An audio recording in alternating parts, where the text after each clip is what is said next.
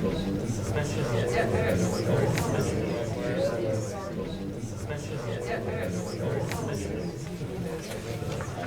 Chad. All right.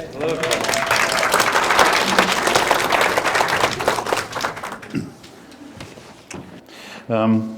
Yeah, this is very exciting that we're streaming this evening, not in our normal way, which we do from the museum, but with YouTube Live, which is a beta program. Yes, only a few select individuals have access to this technology. Yes. And we have to thank Margaret Stewart and Josh Siegel for helping us with that. For those of you who are receiving this stream, there's a little dialog box on the screen which allows you to enter a question or a comment, and we will be collecting those as we come to the discussion period, and we'll be able to bring some from the stream to ask the questions from the online audience. I'd also like to thank you to Adobe for helping us with this series, Bill's Design Talks. They're helping us make that possible. With that, I wanted to start by showing a 2-minute video. The reason I want to show it is that it's about Times Square, a screen hack. And the reason I wanted to show it is that Chad actually tweeted that he liked it. And I want to find out why, so I thought you'd like to see it first. So let's run that, roll that video. Go for it. Okay, that device you see plugged into the iPhone, that's my video transmitter. Now this is my video repeater. Basically it takes any video signal coming out of the iPhone and it boosts it, enhances it, and I can take over any other video signal that I want that I put this close to. So what we're filming on the iPhone right now, I'm gonna put on one of these screens. I'm gonna give you a demonstration how this works. Good? Yeah? Yeah, got it. All right.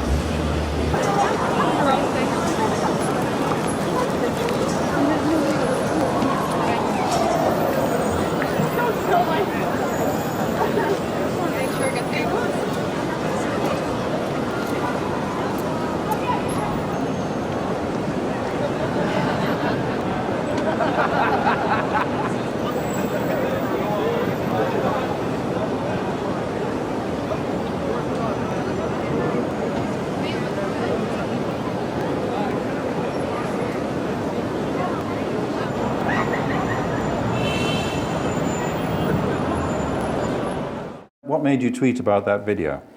Well, obviously, I'm pretty sure it's fake, but it's entertaining nonetheless. I mean, that's simply it. I think it was just kind of brilliant how he was trying to showcase a piece of technology that probably doesn't exist, and how he presents it in a way that it actually feels like it's real. And I think the bigger question is, if it's fake or not, is why he wasn't tackled when he was putting the balloon up in Times Square with some device attached to it. But it's another discussion. Yeah, there is some stuff online about the fakeness, an admission that it was a promo video for the movie Limitless, and they're trying to do something that's viral and gets that out there.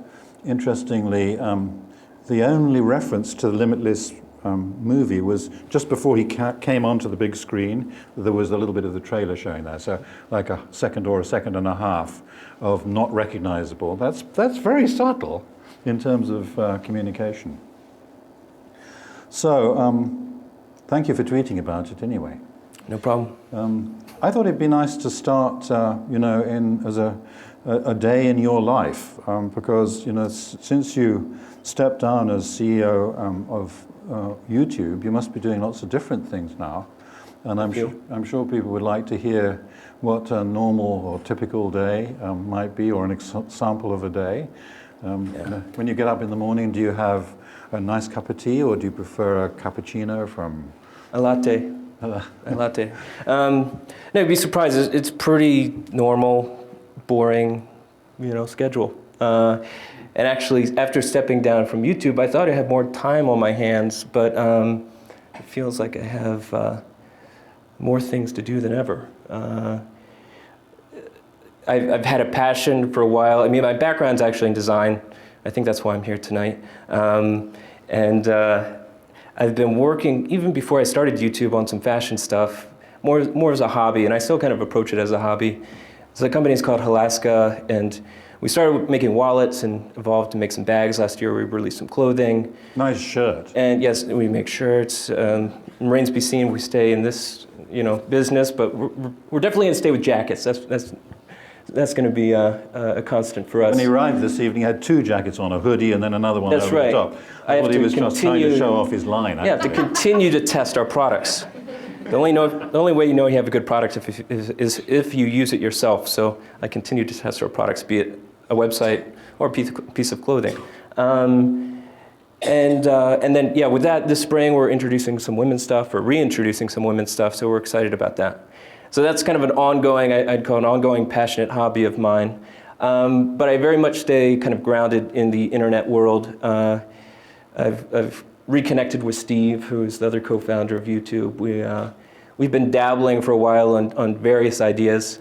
It's still kind of up in the air and which direction we go, but that's the beauty of the point of where we're at right now. It's kind of the unlimited possibilities of where things could go. It's one of the best places, I think, in the life of a startup, is when you kind of have the blank whiteboard, and you're not restricted to how you have been defined. I felt at YouTube, that's kind of what happened to us. I feel, to some extent, innovation at YouTube had slowed down, even though we had been releasing more features than ever,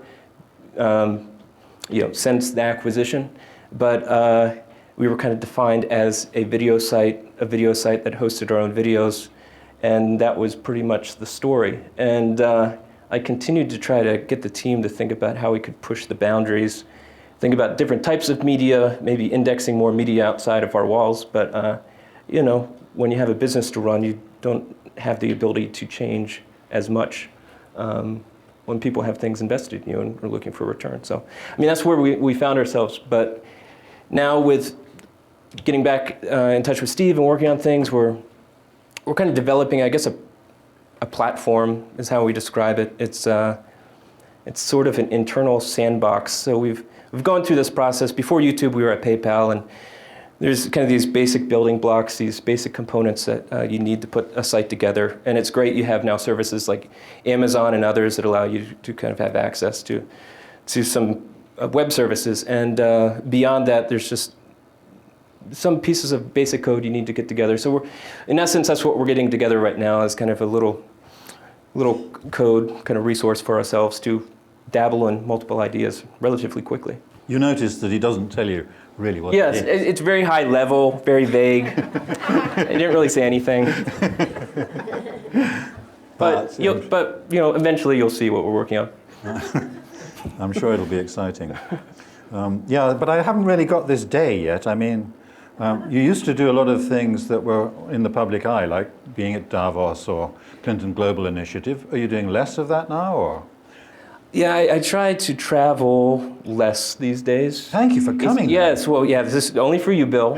Made an exception to come to New York, and for the beautiful weather. No, but obviously you're just more productive when you're sitting at home. It's nice to go out and network and shake all the hands and do that whole thing, but kind of getting back into the swing of things, and we need to focus and concentrate on what we're doing. And so I've been trying to limit the travels to some extent. You mentioned CGI. I am involved still with CGI with a little group called the Lead Group, and it's a smaller group of individuals working with Bill Clinton trying to address issues with refugees in the Congo. So that's another kind of project that we're working on, trying to figure out ways we can incorporate design to help them either for shelter, for security, for education. So it's multi-level. So we just started working on that, and that's kind of a 2-year project that I'm working on with them. Oh, great. Well, that's the day maybe, but what about the evening? What do you do for fun in the weekends? Well, I don't know. It's all a big blur. It always seems like I'm behind my computer, no matter where I am. I typically just read email. I'm really bad with responding to email. But yeah, other than that, I just, I do a pretty typical 9 to 5, or maybe it's more like noon to 5. I don't know when I actually in the office, but kind of have that part. And then I just go home, hang out with the family, and try to chill. That's about it. Great. Well, I think, people really are fascinated by the YouTube story, so it would be great to go back to the beginning and sort of ask you about the origins. So can we wind time back to the point where you were a young graphic design student who was interested in computers and studying computer science and graphic design, and tell us what happened from there on? So we go all the way back to that point? Is that okay? That's fine. Yes, sure.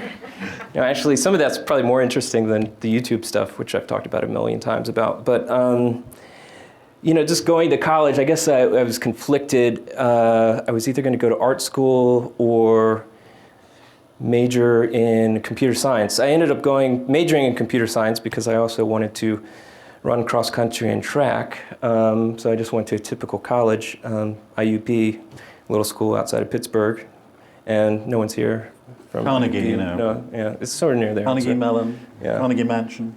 Yes.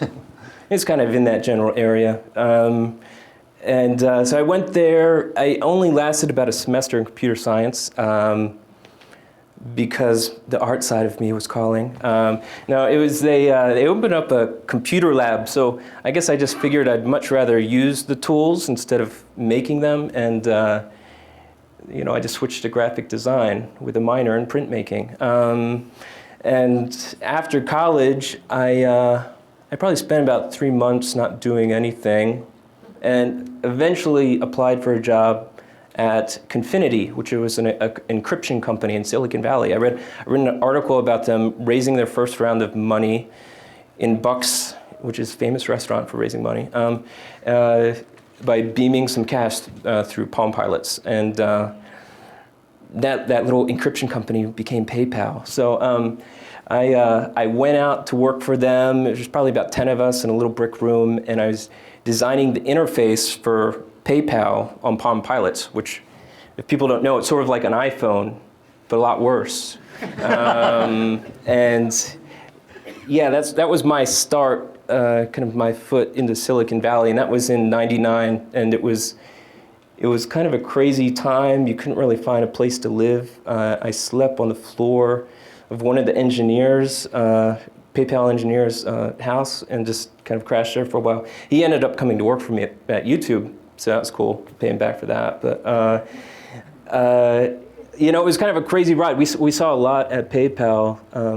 First, just trying to define, I guess, a solution that many people didn't really think of as a problem at the time, as payments online. We kind of stumbled across creating more of a solution for the auction market. That's how really things took off there. But we saw basically all our friends lose their jobs around us, but we still had a chance to go public and then eventually be acquired by eBay. So, we saw a little bit of everything, and that was in my first job out of college in about 3.5 years of what I had kind of experienced. So that was my business school degree. Seeing all that stuff happen. By the way, people might be interested in Bucks. Bucks is a little sort of informal restaurant which has got lots of fish and stuff hanging from the ceiling.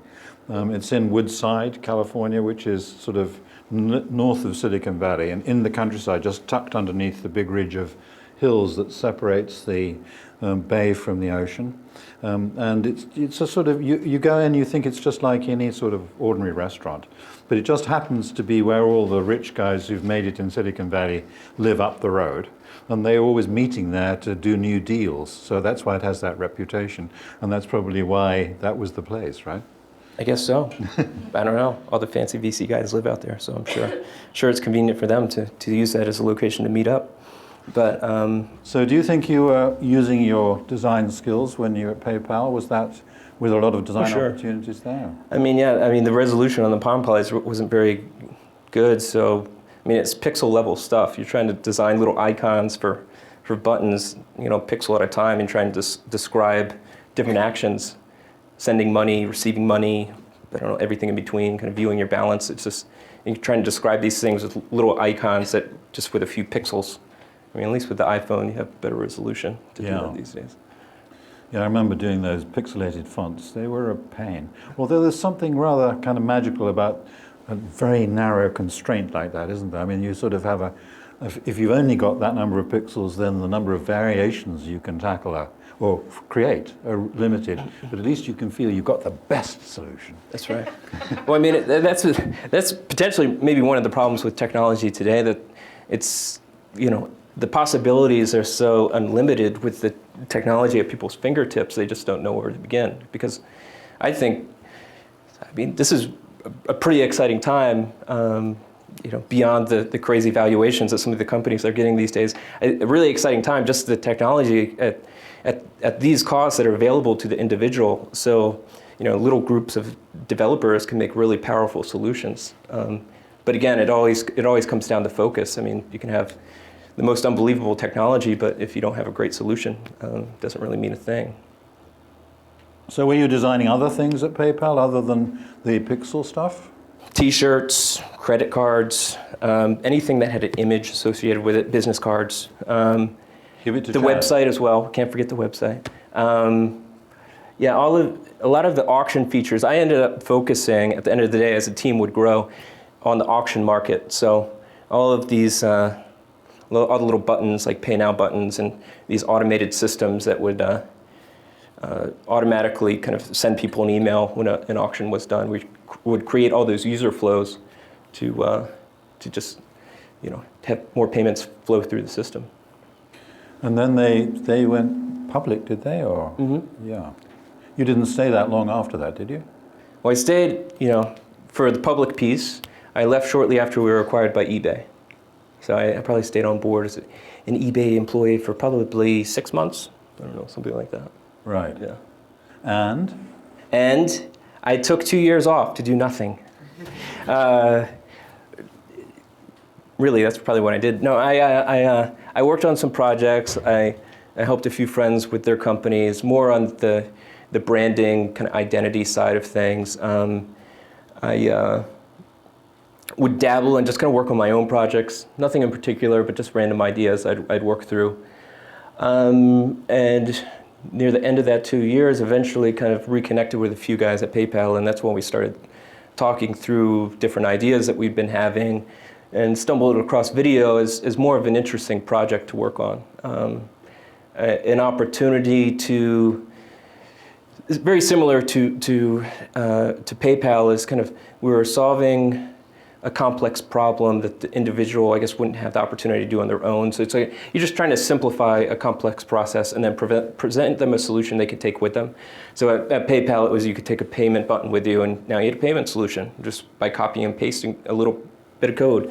And the same thing we did with PayPal is that you could upload a video, or not even upload a video, just search for a video, or if somebody had a video sent to you, we'd always present you with a little piece of code that would allow you to embed that video on any site, be it at the time, like a MySpace profile or your own blog, and really just gave people the power to deal with video now in a very direct way.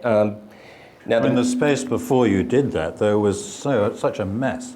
I mean, there were all those different codecs and different forms of, I mean, nobody could seem to send one video to somebody else without a lot of preparation work and explaining it. I'm going to send it in this format, and have you got the translator, etc. Things like that were a nightmare, weren't they?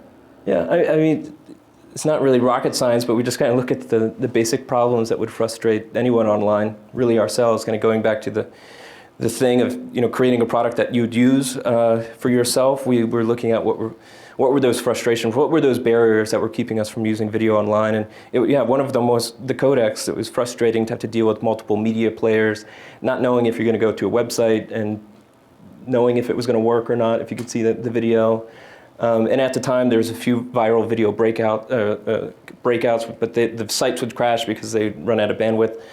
So on the codec side, we just started looking at re-encoding all these videos into Flash. So 98% of browsers have Flash installed, so it was a very seamless kind of experience for anyone on the web to stumble across our videos and interact with them. They would just work. The 98% was the reason to choose Flash, was it?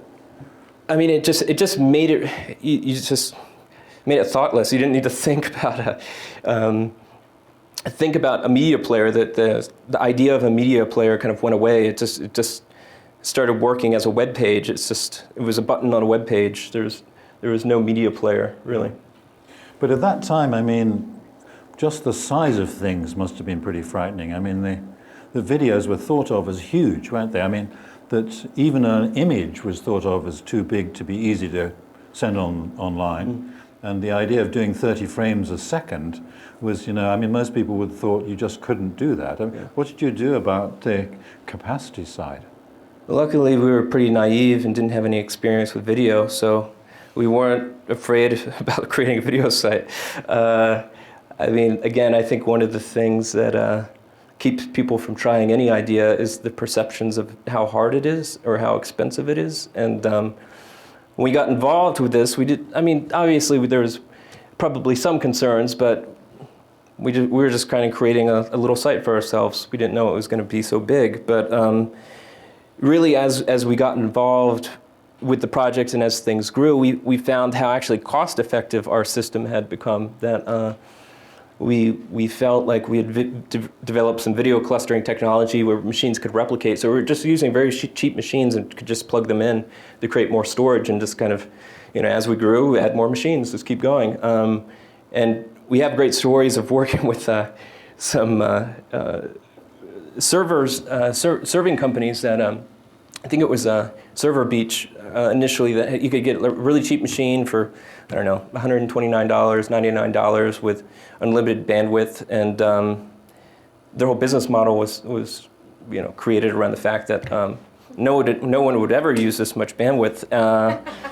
So they had 2 pipes kind of going into their data facility, and we ended up taking about 1.5 of that data. I mean, one of the pipes was supposed to be for backup. So we were pretty much crushing them, and agreed to move to our own facilities over time. I think that what we found out, again, just kind of going back to the question, is that it actually wasn't that expensive at the end of the day. And I think those perceptions is really what kept the competition at bay, that a lot of people thought that what we were doing was highly sophisticated, which to some extent it may have been, but the costs really were a lot more manageable than what people were expecting, or at least what the press was speculating. So we just stayed quiet about that. So those were hugely challenging engineering design problems, but tell us more about the actual design that the user sees, the name, the logo, the layout and design of the site. Mm-hmm. So I was just trying to come up with a kind of a playful name that would describe what we were doing, hopefully be memorable, and would have a domain available to register.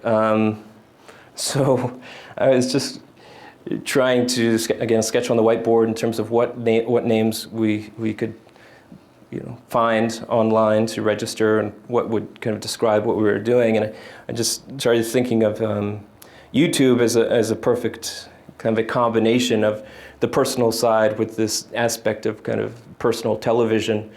And I guess it was really just a play off of the word boob tube, which is kind of a slang for kind of the idiot box type of, again, slang for TV, that, you're just sitting behind this thing and, gradually making yourself stupider at the time. But I mean, it was sort of like we were, just playing with that, playing off of that, and then stumbled across the word YouTube, which luckily for us wasn't registered. I think I did a Google search. It may have had one result or none. It was very low, I remember. So I was pretty sure we'd be able to get a trademark. So we just went ahead and registered it. Then moving on to the logo aspect is that I just wanted to describe the product with more with the font, and again, somewhat playful, but definitely recognizable, and so came up with just a little red around the tube piece. So it was simple, to the point, but hopefully did the job. And then the brand, how did you think of developing the brand as a total perception for the user? Well, with my design background, I was very, conscious of how we were positioning ourselves, from the name to the logo, how people would interact with us, and really what the brand would represent. I was trying to fight against the tide of how video had been defined until that point. So you had these places like eBaum's World or Stupid Videos, or all these places that would connect viral hits. And there's something to be said for them. I mean, they're very highly entertaining, and they, you get a lot of views off of them. But it's, at the same time, I wanted us to be a platform that was much more than that, much more than just kind of the silly video. Even though I think probably YouTube's still defined as like funny cat videos, we would always very much try to fight against that. That we wanted to be a place that was going to be defined by the community, by what they were adding to the site, and then what they were finding entertaining. Because again, there was different services that did exist, but they didn't let the interaction with the community kind of play out in this way. You could submit a video, and if it was good enough, they would post it. But it wasn't like you could post anything, and then the community was deciding what was rising to the top. So we just tried to flip that a little bit. Well, there's a lot of very kind of sophisticated seeming aesthetic brand values in a lot of movies. And then you see something like Google, or perhaps YouTube's in between, where it seems more approachable and familiar. And I was wondering how you came up with that kind of positioning.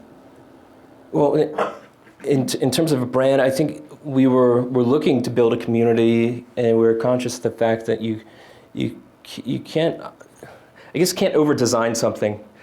You need to engage a community in a way that they can relate to the product that you're developing. They can't come to your site and feel like you're trying to be better than them. I don't know how to describe it, but like you want your site, your product to feel like anybody can be a part of it. That this was kind of created by me. So in essence, trying to have things just from the very basic level, just work, but in presentation as well. How the words we were using, the language, the layout was very straightforward. The design of the YouTube site is very much how it was the day we launched, just in terms of where the video player is placed. We have related videos on the right-hand side. You have a layer of actions and comments. I mean, that's still pretty much the basic premise of our site. And so I'm just a big believer in that there's probably a lot of great ideas out there that probably don't have the best brands that people can remember, but more importantly, they have a product that people probably don't relate to, that they, on an individual level, like on an emotional level, they can't feel that they can connect with. So give us some other examples of companies that you think have very equivalently approachable sort of brands. Well, just probably the sites that the design elite always complains about, like the Googles and the Craigslists of the world. Very basic presentation, but it works. It's. Is this anti-design? It's.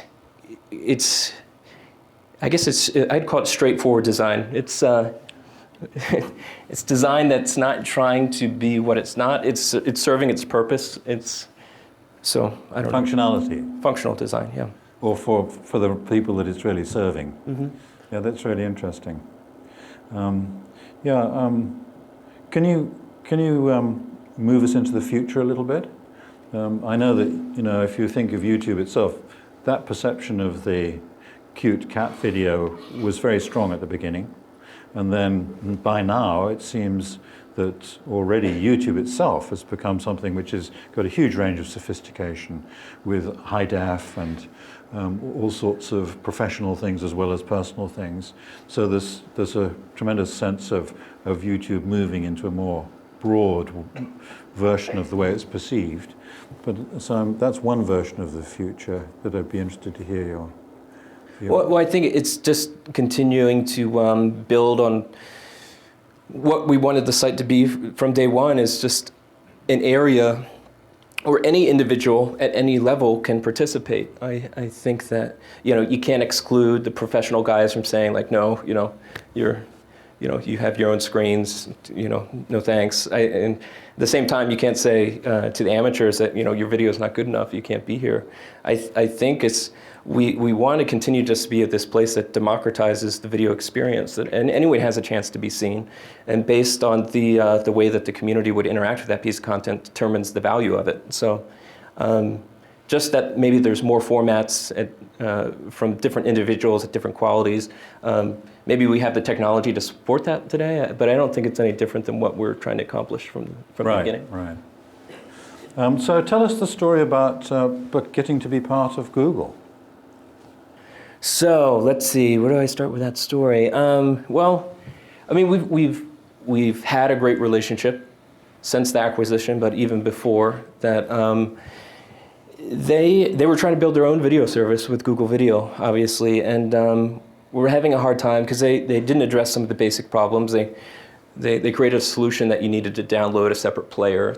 They created a model that initially was asking people to pay for things, which from our mind, didn't necessarily make sense. I mean, Google is an ad company. They should have went with an ad model from the start. So we were just trying to do all these obvious things, and we're, I guess, just getting traction. And but at the same time, we were trying to develop some new ad systems that they already had in place. So at the end of the day, when we continued to grow and had more and more pressures dealing with various issues, be it the big media companies or the internet businesses as well. I mean, basically, we were in the landscape where everyone was kind of threatened by our growth, and you had growing costs with servers and everything else. We were looking for a situation that would allow our community to continue to thrive and survive, and to really, I guess, not lose this opportunity for everyone to have a chance to be seen, to be heard. That was really kind of our biggest motivation for moving in the direction of Google. And they had always been, I guess, the best fit in terms of culture. When the initial meetings with Eric, Larry, and Sergey were that you stay in your own office, you continue to define your own future. We don't want innovation to slow down. Continue to focus on user growth. So we basically just took that advice to continue to build YouTube into what it is today. Give us a few numbers. I mean, how many people were you before you joined Google, and how many videos did you have coming in every day or something, and what is it like now, that kind of thing? We had 67 people within the company when we were acquired. I can't exactly remember how many videos we were streaming on a daily basis. It was probably the hundreds of millions. I can't remember the exact amount. But today, YouTube is, I think, over 600, probably close to 700 people globally. It sounds like a much larger number than where we were in the past, but it's actually relatively small compared to the size of Google, which is probably more like 26,000 people. So we're sort of the startup within Google. And they left you alone? Yeah, I mean, it's been great. We've continued to have our own office in San Bruno and go down for monthly updates of where the business stands. So just that relationship worked out really well. Great. And in terms of the views, we're well over 2 billion views a day now. That's, I wonder how many people it would take to watch all those in a lifetime. Some army, I think. Incredible. So what about the future of the industry in general? I mean, where is the new technology going to end up in terms of changes you see coming in the next years? The cloud, things like that. How will people watch stuff? Social networking is going to be huge. Where people connect with, never mind. No, I think in terms of the video space, I'm excited about some of the standards. I mean, it's starting to address some of the problems we had when we started YouTube about 5 or 6 years ago, is that a video wasn't really a piece of the web. A video existed in a media player, but with video standards now kind of being a part of HTML and it's part of the new browsers, you don't need to rely on Flash. It'll be a much more seamless experience. And to some extent, some of the stuff I was talking about in terms of where I would see YouTube going in the future is kind of re-exploring some of those possibilities of indexing video wherever it may live, but that's not my decision anymore. And do you how will people access it? I mean, at the moment it's mostly ad-based, isn't it? That you expect to see a pop-up or some form of advertising connected to your watching experience. Do you think that'll stay similar, or will that evolve? Well, I think if you need to monetize a piece of content, that's the most, I guess, the least path of least resistance is heading in that direction. I think for internet video, short form video, that's probably the best way to go about it. I think there's better things we can do in how we target those ads to the individual and how they can interact with those ads or give feedback on the ads, so we gain, I guess, more knowledge over time just to more effectively target them in the future. But in terms of people paying for a piece of content, unless they're within the mobile or TV experience, I don't see it being a big thing necessarily online. It's much easier to consume a piece of content, be it through your phone on the plane or on your TV in your living room, in terms of paying for a piece of content. So, and there's going to be various models that thrive and survive.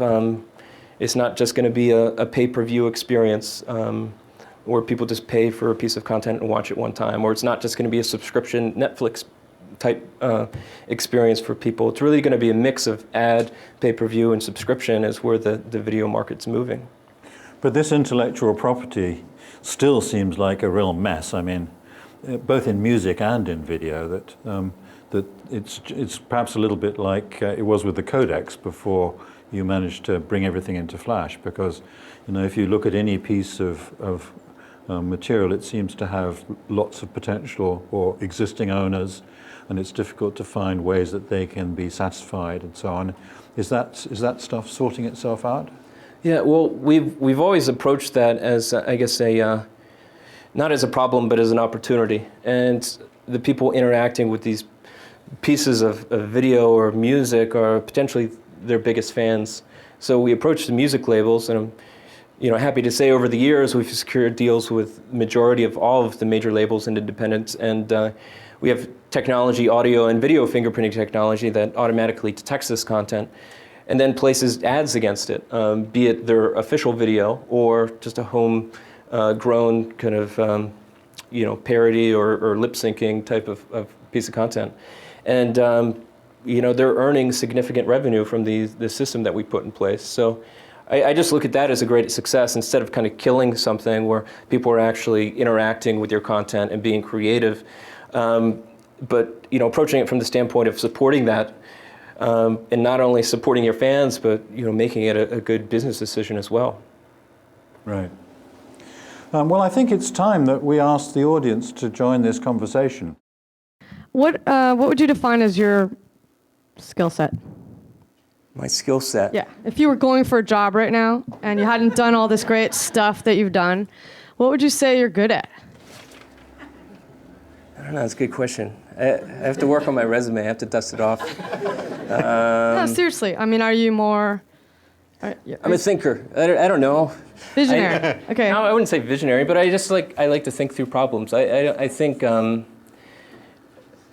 design is an aspect of everything that we do in life, and I guess approaching YouTube, it wasn't just a product problem, but it was organization problem. I mean, how we were going to structure an organization that gets us to where we need to go is very much, when you're working on a startup, you can't underestimate the fact that you're not doing this by yourself. You need a talented team of people around you, and if you don't have that, you don't really have a business. So that very much goes into play when you're thinking about what you need.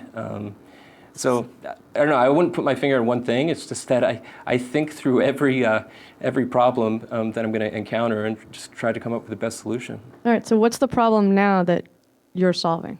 What, with my new thing? Yeah. Well, She wants to tweet about that. well, I won't tweet, I promise. Well, I described it generally. I mean, there's these basic components to every website that need to come together to get something off the ground. We're going to build those for ourselves and hopefully give ourselves the opportunity to do it again and again. We'll see what happens. It's a toolkit for development, or? It's a toolkit. Yes, that's all. No, I don't. Sorry, I can't talk about it. Yes, this one. Hi. I want to thank you, first of all, for coming out of San Bruno. I've been to your complex there and Google's. But I want to also ask you, we've been talking about the professional, we've been talking about the music industry and how they've benefited. Talk about the non-for-profit world and how we're benefiting, especially since there's a more recent alliance that is building underneath YouTube. Mm-hmm. So I'm happy to say that, with us continuing to try to break out of the mold of just being funny cat videos, is that we've tried to take on projects that had more social significance to expose people to problems or to get people involved in the political process. I think that stuff probably amazes me more than that. Did you see the guy in Times Square with the device that took over the screens? I mean, that's entertaining stuff, but I think it's more powerful when we don't say it ourselves, but the press kind of says that we're responsible for an election or a revolution or these other things that when we were starting YouTube we could have never imagined. So it's just very humbling. Do we have any questions that came from the stream? This one is from Adam in London. Given YouTube's sheer size and continued growth, do you think its increasing power requirement is sustainable? Does YouTube invest in renewable energy sources? Well, we're a part of Google, and I know Google does. I don't know to what extent that touches our servers and YouTube data centers, but we have a solar panels down in Mountain View, and I think they're building some hydro plants for data centers to at least use I don't know if they use the water for the power or to cool the system. Anyway, I know Google's a big believer in that. From Cute Checker number 2, if they were going to make a movie about the founding of YouTube, who would play you? God, I have no idea. You should play him. Bradley Cooper. Bradley Cooper? Who is that? Is he good looking? I guess Justin Timberlake was already taken. Damn it. No, but I don't think it would be that entertaining. I'm glad they haven't made a movie about us. So what did you think about the Facebook movie? I don't know. It kind of sucks for them.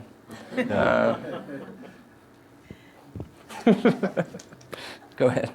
Jared from Corona asks if you would suggest pursuing a career in coding. Sure. Yeah, opposed to what? He didn't say.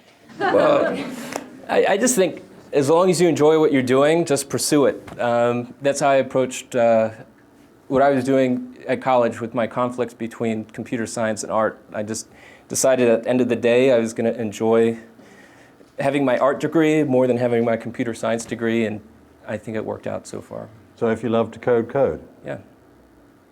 This one's from Lemonade. With the success of Khan Academy, how do you see YouTube's role in online video education? Well, the Khan Academy is amazing. I don't know if anyone's seen that recent TED talk, but Can you describe it for us? I wouldn't do it justice, but basically, it's an individual that started making videos really to help his, I think, cousins learn math. It's evolved into becoming a huge library of content that they're creating. I think Bill Gates just recently gave them money to support the cause, but it's called the Khan Academy. And now they're developing not only these videos, but a layer of software that kind of analyzes how people interact with the learning process. So he's a big believer in people mastering things instead of just sort of mastering things. So right now, his example is that if you get 80% on something, like you're good enough, they stamp you and move you on to the next thing. And the equivalent was like, oh, you can almost ride a bike. Here's a unicycle, So he's trying to change that. He's trying to make people master what they learn. And the last one we have is from Bird in Chicago, who says, I once heard a parent say that the first word her child asked her to spell was YouTube. What do you think of that?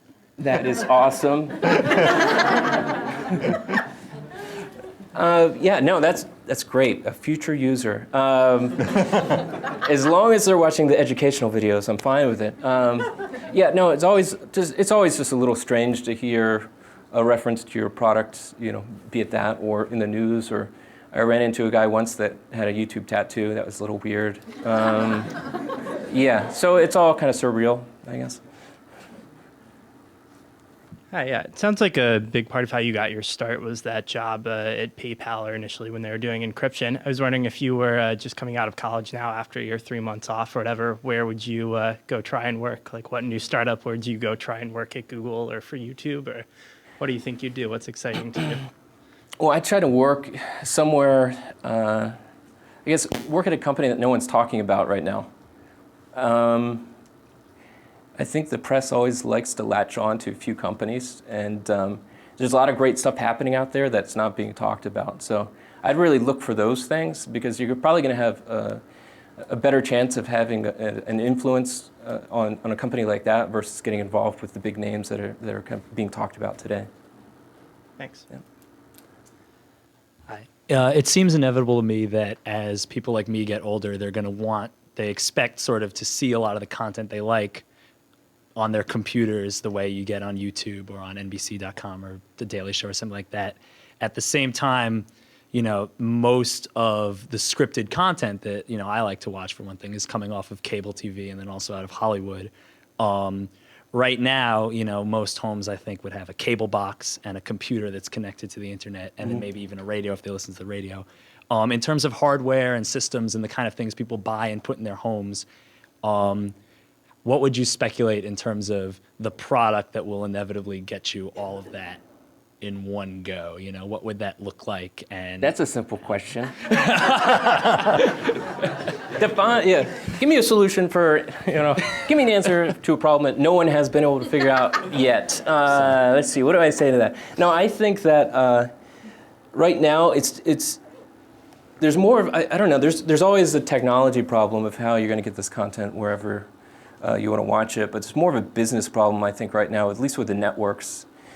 The networks are making so much money, which is, they have a great business model, but it's going to be hard for them to adapt because technology is so efficient to make up that gap in revenue right now that they're seeing. And then also the fact they have to compete on distribution. There's unlimited distribution and unlimited creation of content. So right now they're thriving on that. So I don't know in the long run if they're going to be able to sustain it. Kind of going back to the technical side of things, I guess there was a rumor within the last few days that AirPlay might be released by Apple. I think something like that could be pretty intriguing. The fact that all your videos, more or less coming from a device that you have in your pocket or on your tablet, you basically just throw things onto the screen, be it a video or an app, and then the device in your hand turns into the controller, be it TV controller or game controller or whatever. I think like that interaction is what's coming. Like in Times Square, you mean? Sort of like that, but without a balloon required. So I see that happening. So I would just hope that some of the technology guys and the business guys within the networks will get their act together so Apple doesn't dominate yet another aspect of our lives. But we'll see what happens. Thanks a lot. Yeah. Related to the last question, how do you see things like YouTube and Hulu coming into people's living rooms and on their TVs affecting the market for programming? Well, again, I mean, it's related. I think that, Hulu has their own problems. They're in business with guys that they're negotiating against, and it's always a hard position to be in. So it kind of remains to be seen where they're going, but I mean, ultimately, yeah, they're trying to accomplish this get content wherever you want, pay subscription, a la kind of Netflix thing. I believe in that. But I mean, specifically, like in terms of YouTube, for example, kind of has democratized video distribution. Do you see things like that, becoming, I guess, if you could do, say, a mainstream TV show produced without necessarily as much, or indeed any studio contribution, or like large sort of studio contribution? Yeah, I mean, there's the potential for new studio models. You need talented individuals to create great content. That's never going to disappear. Hollywood's always going to have the best talent. The people that are being paid the most are potentially going to be the most talented, but over time that can change and people will be able to control their own destiny. but right now it's just more of a distribution problem, I guess, is where. So the writers and the directors and the guys that are shooting the film, I mean, the end result of what they create is what gets distributed. But I'd like to see markets for these guys to thrive kind of individually, connect people, be able to create a marketplace for creatives to work together, create content. That's one thing. But, you know, I guess it all kind of remains to be seen. Beyond just producing that great piece of content, it has to be discovered. I think that's a bigger problem, that we're just dealing with information overload, not only in the video space, photos, status updates, whatever. I mean, how do you really get at what's relevant to you, what's entertaining to the world? I mean, how do you sift through that? No one's been able to figure it out. I mean, even Apple, again, with all their knowledge and brilliance, and iTunes, they have a massive amount of music, and they still only sell, you know, a small fraction of it because people go to the top, you know, the head. It's a head and tail problem. So how do you solve it? Thank you. Yep. Hello, I have Hi. more of a general question. Okay. What advice did you wish someone told you when you first started your company, or advices when you first started your company? My advice. Well, I don't know. Just I guess maybe kind of looking back on things, just being a little bit more diligent on how we were building that team. I don't know if it would have been a piece of advice, but I don't think we had the option at the time. We were just growing so quickly. It was in a matter of 18 months when we created the service and ultimately were acquired by Google. But it always just felt like we had so much to do and so little time that if I had a chance to do it over again, just focusing on how we were organizing the team and just so it didn't feel as chaotic as it had felt at the time. But maybe there's no way of getting around that. Great, thank Yeah. you. Hi, I have two questions. The first is building on your theme of accessibility and functionality for the people. If you had to say in a very accessible sentence to your grandmother, who maybe is only now understanding what YouTube is, what's the next step that we can maybe think is after YouTube, just in terms of technology, with all the overload that you were talking about? What do you think is next? Well, I'm working on it, but I can't tell you about it. I'm joking. No. Who knows? Who knows, really? I mean, until you stumble across it, you can't really predict what's going to happen. You must be able to predict Well, something. I watched this movie the other day called Transcendent Man. Has anyone seen that? It's about this idea of singularity. Anybody familiar with singularity, where man and machine become one? I mean, it's somewhat depressing. But he does have a point. I think, you know, innovation's not going to slow down. The fact that we all have cell phones in our pocket and check them constantly isn't going to go away, and soon these devices will be in our bodies, and who knows where it goes from there. But I don't know. I'm a big fan of human imperfection, but you know, I guess that the bigger vision, that's what's lying ahead for our digital futures, and we'll see how our new digital overlords treat us. It'll be interesting. I'll come back to the museum in a couple of years and we can give you your implant. Okay, good. Thanks.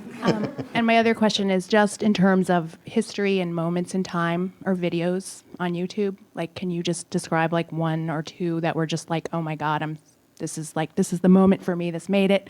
Whether it was a silly cat video or That's right. something.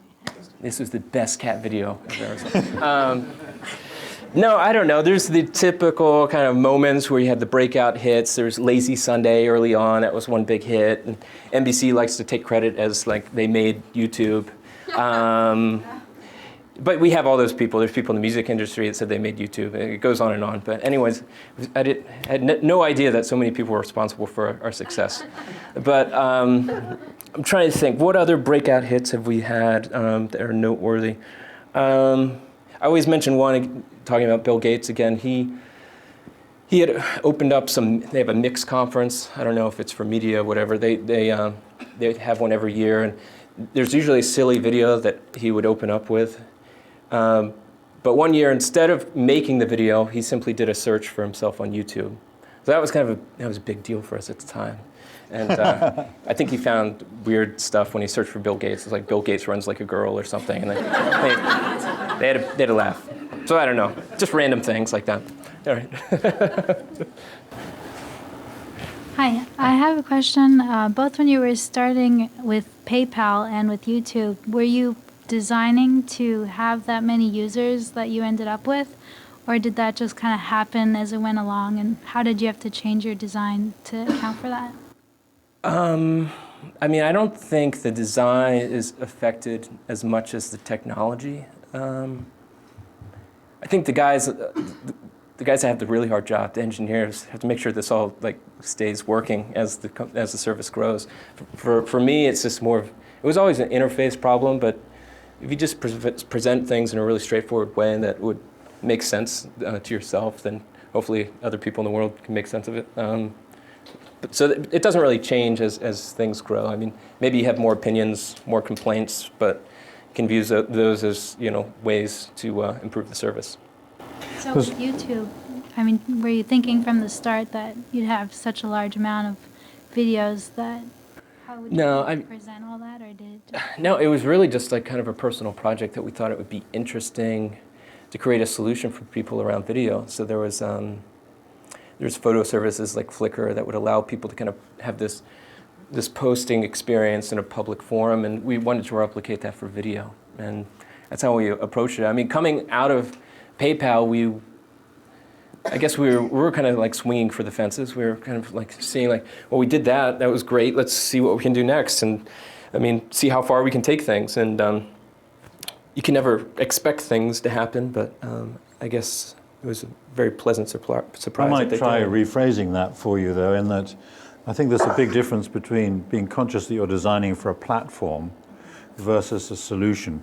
You know, a lot of designers would have taken video watching and just designed something about watching the video, but you very consciously set out to design a platform that would then enable this much larger thing. I mean, you wanted to create this cycle where people were watching a ton of video. I mean, the primary experience we knew was going to be consuming short form content, so a piece of video that's only a minute or two long just felt right to us because you're doing multiple things at one time. It's, you know, with ADD or whatever, you can only focus for that long anyway. So it's kind of like we just were focusing on that experience, but we wanted to hopefully have an experience that people would kind of fall down the rabbit hole that, you know, you see one video and you click on the next related video and you know, just kind of keep going and just continue that experience. So it wasn't around just one video, but the experience of how you interact with the video around it.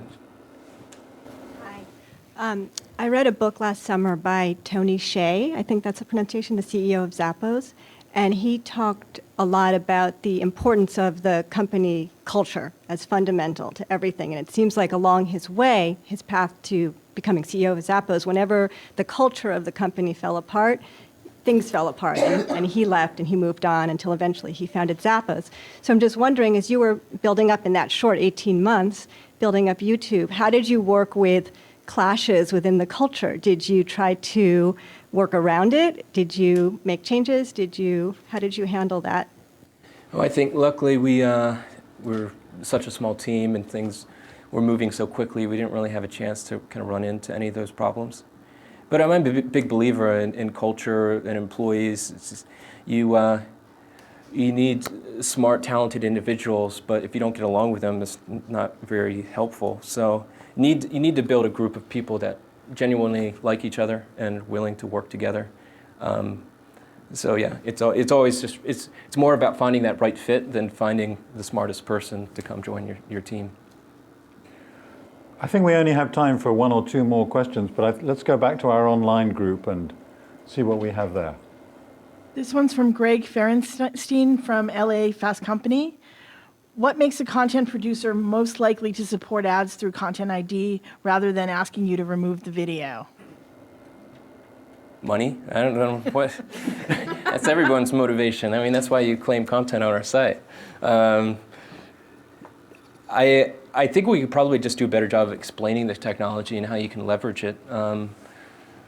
I mean, there's a lot of times that we talk to kind of individual musicians or actors, more the talent side of things that, you know, maybe just hear about YouTube through their people. They don't understand that a lot of these programs exist, so I think we could probably just do a much better job just marketing and explaining the technology so more people can take advantage of it.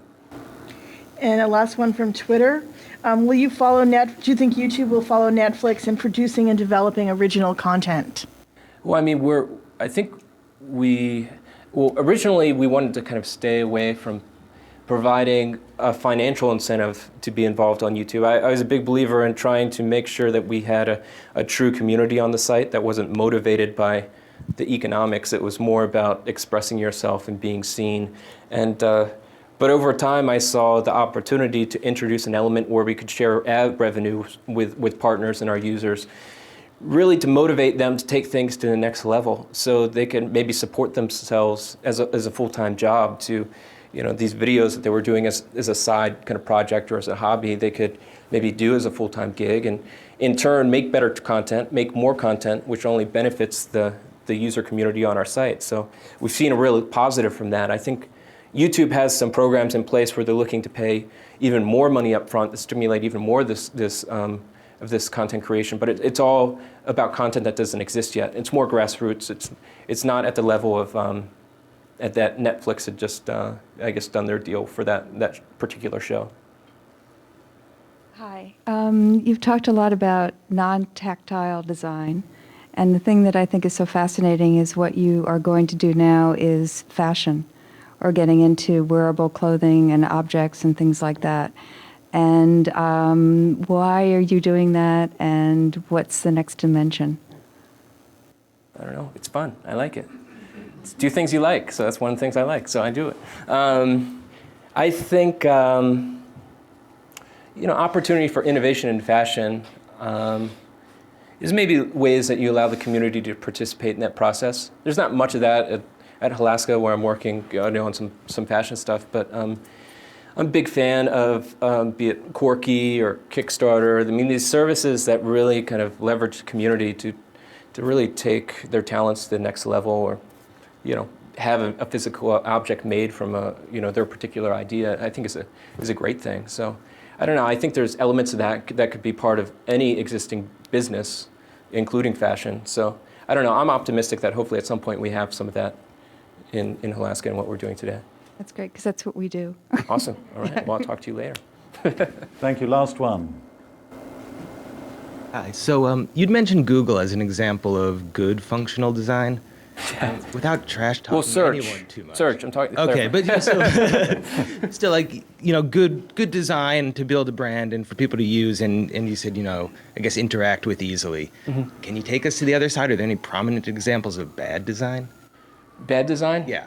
Like what would be bad design in your mind? I don't know. There's millions of examples on the web. Prominent ones? I couldn't just single out one person and make them feel bad, but. Yeah, no, I mean, it's a hard thing to do, but I think talking about bad design again, I think it's kind of sad that MySpace hasn't been able to thrive as a place where people can express themselves. I've never been a big MySpace user, but I think, no technology company in our time has done more to teach musicians and models about HTML than MySpace. So I wish there were more services like that. Well, thank you very much, Chad. Thanks.